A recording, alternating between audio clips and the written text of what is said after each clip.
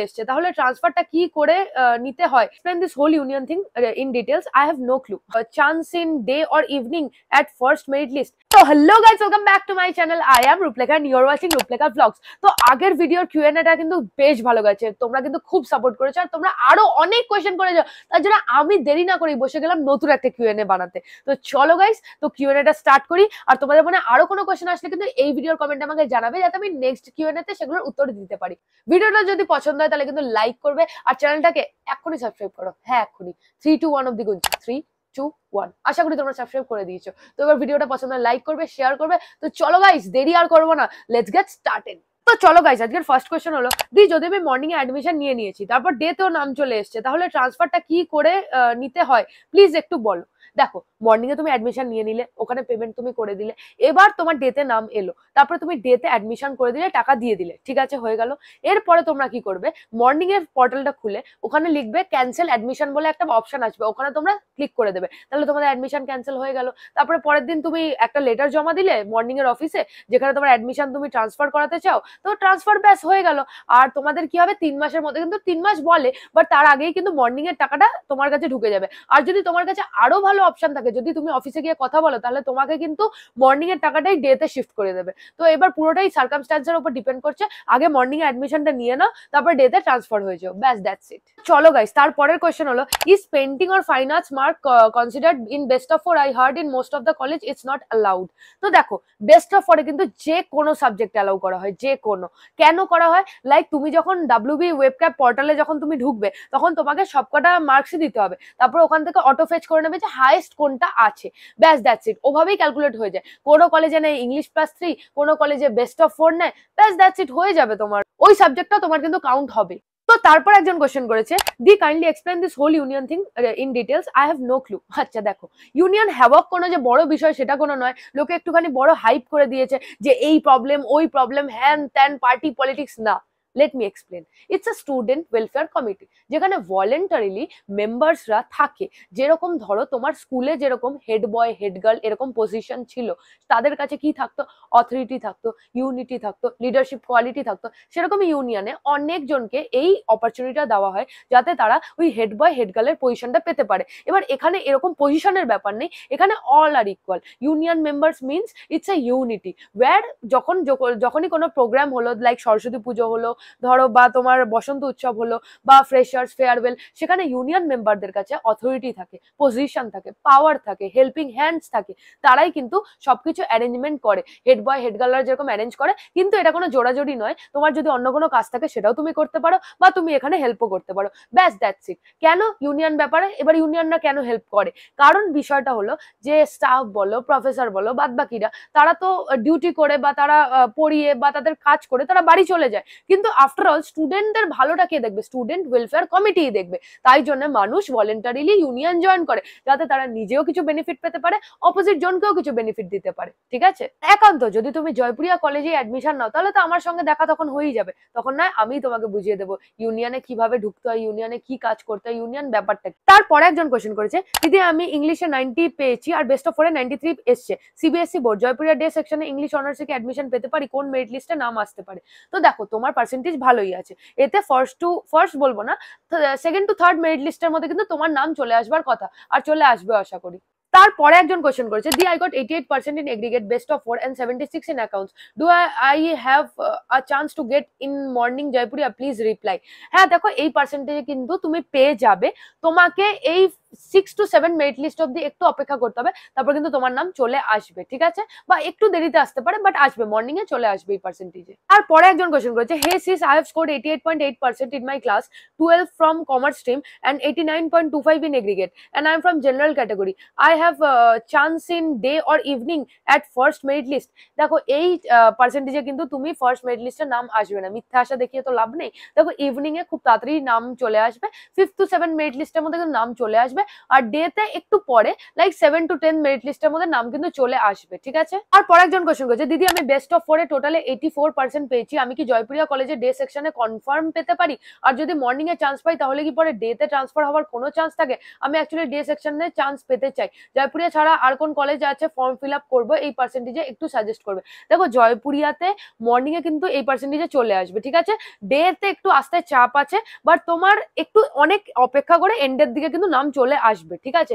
But now আসতে পারে, তাই জন্য মর্নিং এর সিটটা সিকিউর করে রাখো। আর যদি মনে হয় অন্য কোনো কলেজে ভর্তি হবে তাহলে আমি বলবো কাশেশ্বরীতে ভর্তি হতে পারো, জয়পুরিয়ার সামনেই আছে।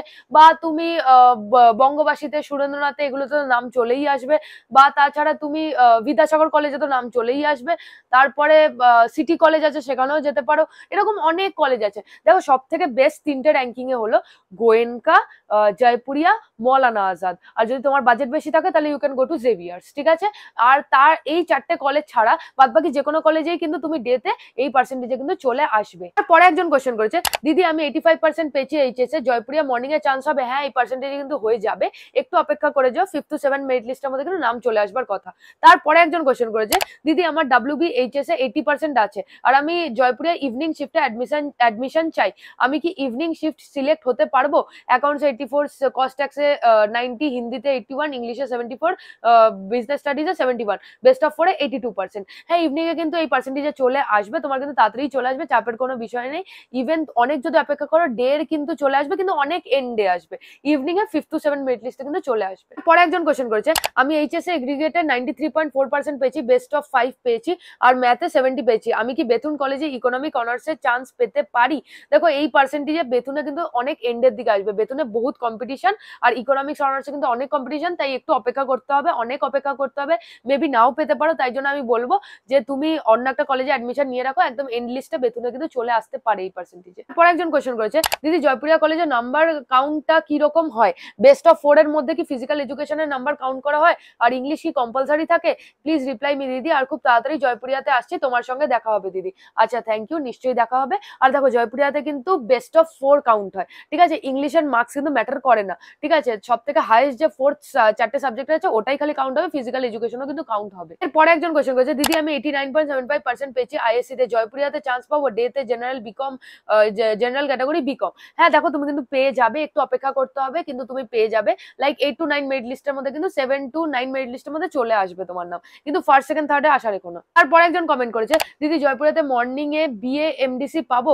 73% এগ্রিগেট, মেল ক্যান্ডিডেট, ওখানে শুধু মর্নিং এ সিট আছে, প্লিজ রিপ্লাই। দেখো মর্নিং এ খালি গার্লস, বয়েজ অ্যালাউ হবে না, তো তুমি মেল যেহেতু তাই হবে না, মর্নিং এ হবেই না, তুমি যা খুশি করে নাও, তুমি যত নাম্বারই পেয়ে যাও, মেল 99% পেলে হবে না। তারপরে একজন কোশ্চেন করেছে, দিদি আমি ফিলোসফিতে 94 এন্ড বেস্ট অফ 4 এ 82% পেয়েছি, আমি কি ক্যালকাটা ইউনিভার্সিটিতে ডেতে চান্স পাবো? WB board, please reply. দেখো ওখানে অনেক কম্পিটিশন, 90 যখন কম আছে, 90% এর কম, তাই জন্য ক্যালকাটা ইউনিভার্সিটি ডাইরেক্ট ক্যাম্পাসে কিন্তু তোমার পাওয়া নামুমকিনের সমান, তো তুমি অন্য কোনো কলেজে চান্স নিশ্চয়ই নিয়ে নিতে পারো, ওখানে অ্যাডমিশন নিয়ে নাও, দ্যাট উইল বি বেটার। তারপর একজন কমেন্ট করেছে, দিদি 50% এ বিএসসি কম্পিউটার সায়েন্স ব্রাঞ্চ পাওয়া পসিবল? জয়পুরিয়াতে তো পসিবল নয় 50% এ। তারপরে একজন কোশ্চেন করেছে, দিদি আমার বেস্ট অফ 4 এ 71.25% আছে, আমি কি আমার অ্যাডমিশন হবে বিকম অনার্স মর্নিং জয়পুরিয়াতে? 71% কিন্তু হবে না, ঠিক আছে, কারণ জেনারেল ক্যাটাগরি হলে তো হবেই না, এসসি এসটি হলে হতে পারে, কারণ মিনিমাম কাট অফ ম্যাক্সিমাম নামবে ধরো 77 ম্যাক্সিমাম ফর জেনারেল, 77 নাও নামতে পারে, 78 লাস্ট নামবে। তারপর একজন কমেন্ট করেছে, জয়পুরিয়া ইংলিশ ডিপার্টমেন্ট কেমন হবে দিদি? দেখো জয়পুরিয়া সব ডিপার্টমেন্টই কিন্তু খুবই ভালো, কারণ ন্যাকের এ গ্রেড কলেজ, কিন্তু একটা বিষয় আছে, ইংলিশ ডিপার্টমেন্ট কিন্তু প্রচন্ড স্ট্রিক্ট, ঠিক আছে। লাইক তোমাকে টাইমে যেতে হবে, সবকটা ক্লাস করতে হবে, নয়তো কিন্তু প্রচন্ড প্রফেসররা তোমাকে কথা শোনাবে, একটু বেশি strict English department, I have seen. তাই জন্য আমি বলছি যে যদি তুমি পাংচুয়াল ভালো ক্যান্ডিডেট হও তাহলে ইংলিশ ডিপার্টমেন্টে ঢোকো, ঠিক আছে। তারপর একজন কমেন্ট করেছে, দিদি আমি ইংলিশে 96 পেয়েছি, ইংলিশ অনার্স নেব, আর আমার টোটাল পার্সেন্টেজ 87.6%, আর আমার বেস্ট অফ 4 এ 89.50% উঠছে, জেনারেল কাস্ট, তাহলে কি আমি জয়পুরিয়াতে ডে বা মর্নিং এ টাইমে চান্স পাবো?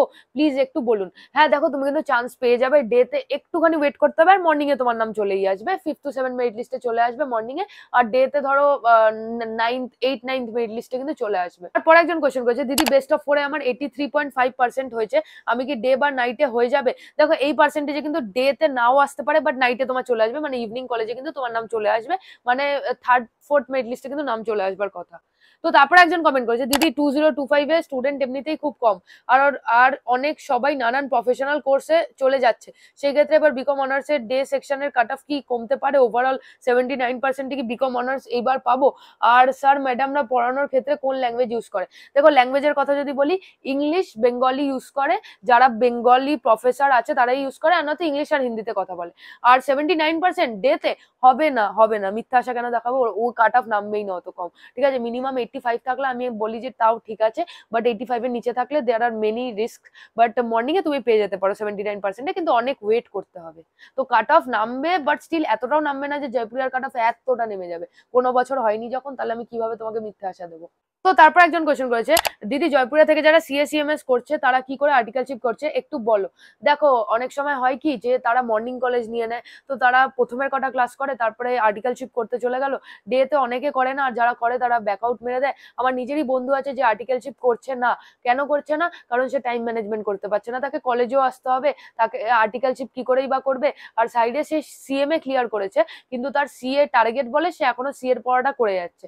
তো আপাতত আমার মনে হয় না আর্টিকেলশিপ করা পসিবল হবে, সেই ক্ষেত্রে কলেজ ব্যাকআউট মারতে হবে। তারপর একজন কোয়েশ্চেন করেছে, দিদি জয়পুরিয়াতে রিকোয়েস্ট করলে কি সিএমএ আর্টিকেলশিপের জন্য লিভ দেয়, একটু বলো। জয়পুরিয়াতে কোনো দিকে অ্যাটেন্ডেন্সের ছাড় নেই, যদি তুমি কোনোভাবে ম্যানেজ করতে পারো তাহলে খুবই ভালো কথা, কিন্তু অফিসিয়ালি কোনো ছাড় নেই কিন্তু মানে তোমার অ্যাটেন্ডেন্সে। তারপর একজন কোয়েশ্চেন করেছে, দিদি বেস্ট অফ 4 এ ফিজিক্যাল এডুকেশন অ্যাড হবে ফর বিকম অনার্স, প্লিজ একটু বলবে। দেখো ফিজিক্যাল এডুকেশনও কিন্তু অ্যাড হয়, প্রত্যেকটা সাবজেক্টই বেস্ট অফ 4, ব্যাস বেস্ট অফ 4ই লাগে। এই কোয়েশ্চেনটা আমি অনেকবার পেয়েছি, ঠিক আছে? তোমার দোষ নয়, অনেকেই করেছে, অনেকেই হয়তো নাই জানতে পারো, কিন্তু বেস্ট অফ 4ই খালি কাউন্ট হবে, ব্যাস দ্যাটস ইট। তাতে যে কোনো সাবজেক্ট থাক, ইভেন বিকমে অ্যাকাউন্টস এর নাম্বারও লাগছে না, মানে বেস্ট অফ 4 এ তুমি যদি ভালো নাম্বার পাও, তাহলে যে অ্যাকাউন্টস এ 90 পেয়েছে কিন্তু আদার সাবজেক্টের জন্য ওর পার্সেন্টেজ কম, ও চান্স পাচ্ছে না, তুমি চান্স পেয়ে যাচ্ছ। পরে একজন কোয়েশ্চেন করেছে, দিদি আমার বেস্ট অফ 4 এ 76% আছে আর অ্যাকাউন্টস এ 66 আছে, আমি কি মর্নিং এ চান্স পেতে পারি?